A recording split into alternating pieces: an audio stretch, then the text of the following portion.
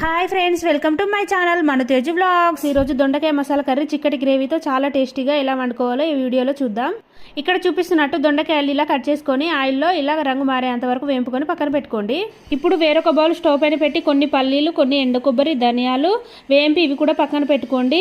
ఆ తర్వాత కొన్ని లవంగాలు, దాల్చిన చెక్క, యాలకులు, జీలకర్ర, గసగసాలు వేంపి చల్లారాక ఇలా మిక్సీ పట్టుకొని పేస్ట్ లాగా చేసుకొని పక్కన పెట్టుకోండి.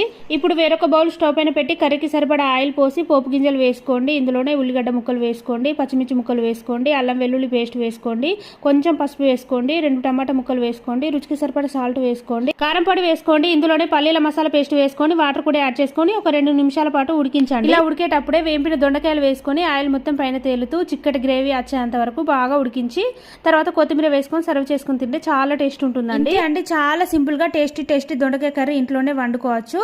నా వీడియో నచ్చితే లైక్ చేయండి, నా ఛానల్ ని సబ్స్క్రైబ్ చేసుకోండి.